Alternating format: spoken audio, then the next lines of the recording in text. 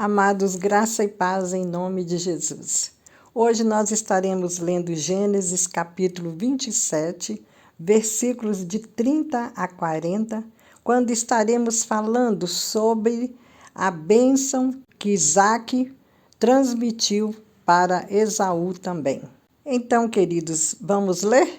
E aconteceu que, acabando Isaque de abençoar a Jacó, apenas Jacó acabava de sair da presença de Isaque, seu pai, veio Esaú, seu irmão, da sua caça, e fez também um guisado saboroso, e trouxe-o a seu pai, e disse a seu pai: Levanta-te, meu pai, e come da caça de teu filho, para que me abençoe a tua alma.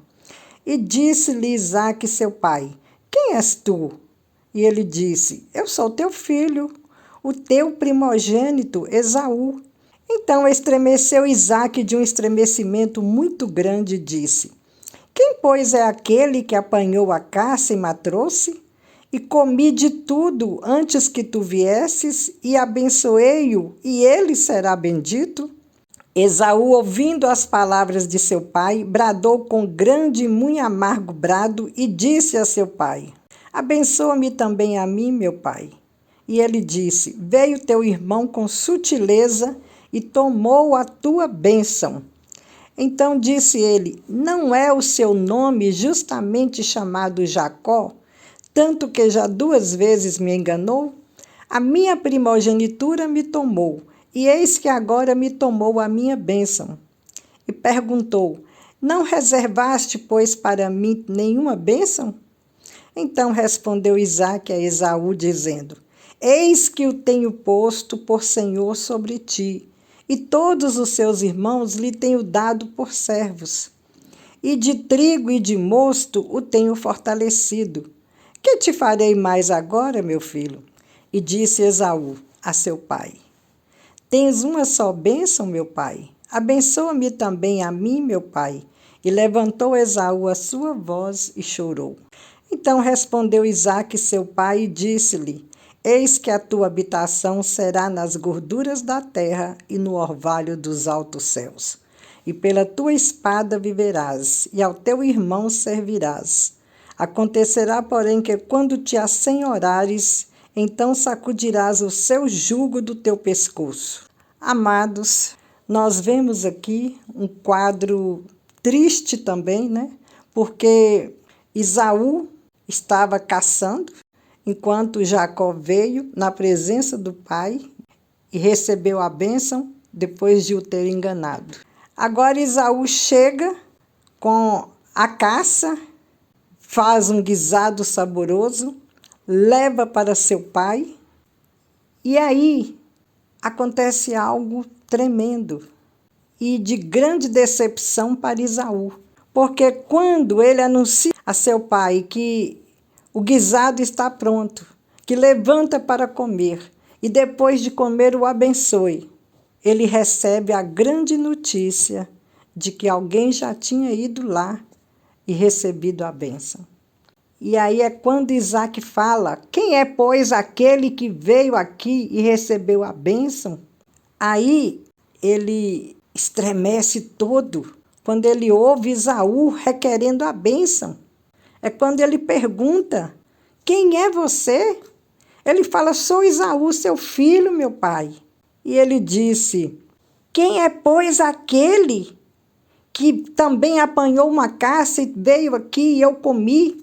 E depois Isaque mesmo disse, porque Isaque deduziu na hora que foi Jacó.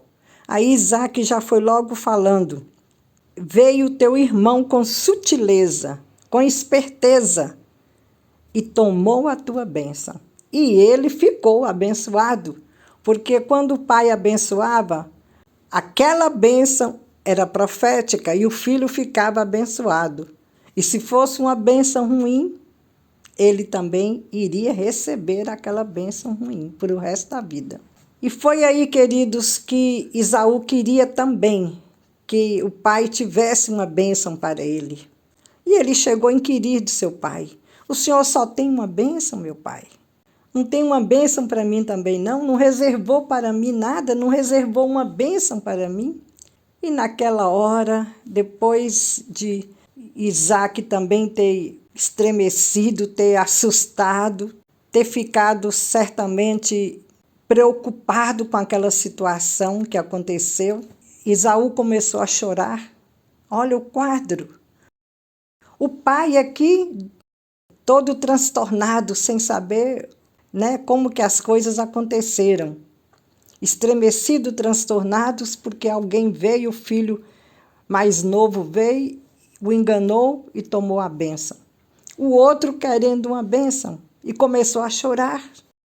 Isaac até tentou contornar a situação, dizendo: eu te coloquei, por maioral, os seus irmãos eu entreguei a você por servos, eu tenho te abençoado com tudo que tem aqui nas minhas mãos, eu tenho te abençoado, eu tenho te dado de tudo que você tem necessitado, eu tenho te suprido, tenho te fortalecido de mosto, eu tenho te fortalecido de trigo. E o que mais eu poderia fazer por você, meu filho?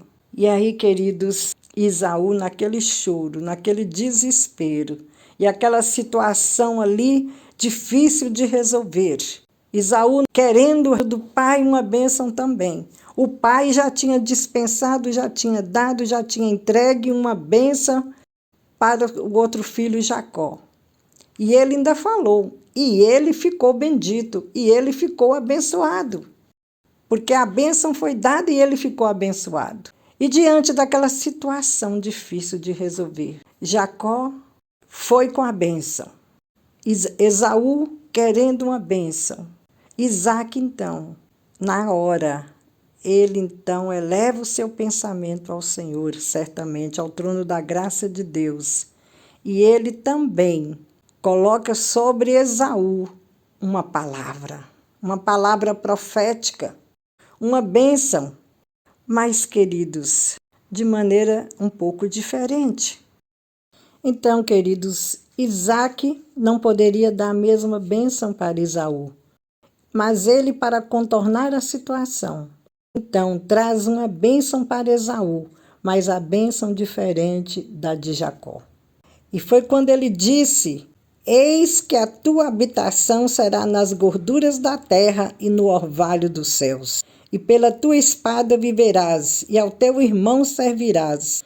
Acontecerá, porém, que quando te assenhorares, então sacudirás o seu jugo do teu pescoço. Veja, queridos, que aqui ele disse: eis que a tua habitação será nas gorduras da terra e no orvalho dos céus. As gorduras da terra. Ele ia realmente habitar num lugar de fartura, num lugar produtivo, num lugar bom. Ele não ia habitar no deserto, ele não ia habitar em terras secas, mas olha, nas gorduras da terra e no orvalho dos céus. Ele ia continuar com a mesma vida de caçador, recebendo o orvalho dos céus, porque muitos caçadores, eles realmente passam a noite procurando a caça. Ele não ia crescer como seu irmão Jacó. Ele ia continuar naquela mesma vida, certamente cuidando dos animais, cuidando dos rebanhos, mas ia continuar com aquela vida de caçador também, porque ele ia ter uma vida debaixo do orvalho dos céus. Então ele não ia crescer, queridos. Ele ia continuar mais ou menos daquilo mesmo que ele estava fazendo e vivendo. Ele poderia até ter muita coisa, mas ele não ia ficar por cima. O seu irmão Jacó é que ia ficar por cima. E outra coisa que o pai disse: e pela tua espada viverás, e a teu irmão servirás. E acontecerá, porém, que quando te assenhorares, então sacudirás o seu jugo do teu pescoço. E pela tua espada viverás. Ele ia viver na luta, na guerra, na contenda. Ele não ia ter muita paz, ele ia viver pela espada. E outra coisa, e ao teu irmão servirás. ele vai ser aquele que vai ficar menor por baixo, que vai servir. Ele e a geração dele, porque essa palavra profética é para toda a geração. E outra coisa, então, porém, quando te assenhorares, então sacudirás o seu jugo do teu pescoço. Então, quando ele se tornasse Senhor, dono de si, dono da vida, aí sim é que ele ia tirar esse jugo dele.